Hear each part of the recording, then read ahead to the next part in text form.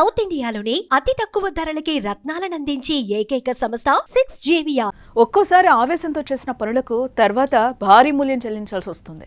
ఈ మధ్య కాలంలో ఇలాంటి సంఘటనలు తరచూ ఎక్కడో అక్కడ చూస్తూనే ఉన్నాం. ఓ యువతి కోపంతో చేసిన తప్పు 10 మంది ముందు క్షమాపణలు కోరాల్సిన పరిస్థితి ఏర్పడింది. అందుకే పెద్దలు అంటారు, అతిగా ఆవేశపడే ఆడది, అతిగా ఆశపడే మగాడు సుఖపడినట్టు చరిత్రలో లేదు అని.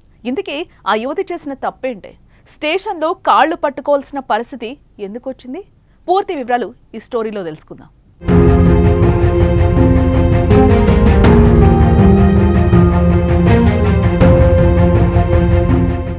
ఎక్కడ స్త్రీలు గౌరవింపబడతారో, ఎక్కడ స్త్రీలను పరదేవతగా భావించి పూజిస్తారో అక్కడ సర్వసంపదలు తులతూగుతాయని అంటారు పెద్దలు.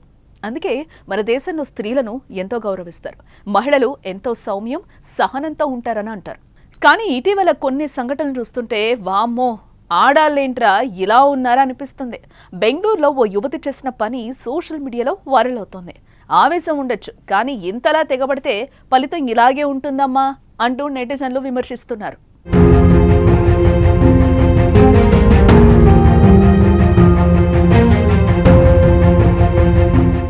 కర్ణాటకలోని బెంగళూరులో ఓ ఆటో డ్రైవర్ను పంఖూరి మిశ్రా అనే సాఫ్ట్వేర్ ఇంజనీర్ అందరూ చూస్తుండగానే చొప్పుతో కొట్టింది. అంతేకాదు బండ బూతులు తిట్టేసింది. బాధిత ఆటో డ్రైవర్ లోకేష్ ఫోన్లో సదరు మహిళ చేసిన అరాచకం అంతా తన మొబైల్ ఫోన్లో రికార్డ్ చేశాడు. తనను రికార్డ్ చేస్తావా అంటూ మళ్ళీ కొట్టింది. అక్కడే ఉన్న స్థానికులు ఆ యువతిపై ఫైర్ అయ్యారు. ఆటో డ్రైవర్ని హిందీలో తిడుతూ చొప్పుతో కొట్టడం పద్ధతి కాదు అంటూ విమర్శించారు.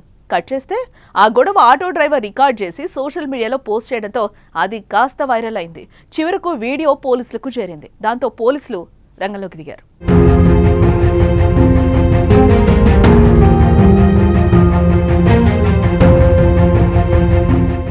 అసలేం జరిగిందంటే 31 శనివారం పంఖూరి మిశ్రా తన భర్తతో కలిసి స్కూటీపై ప్రయాణిస్తుండగా ఓ ఆటో వారికి డాష్ ఇచ్చింది.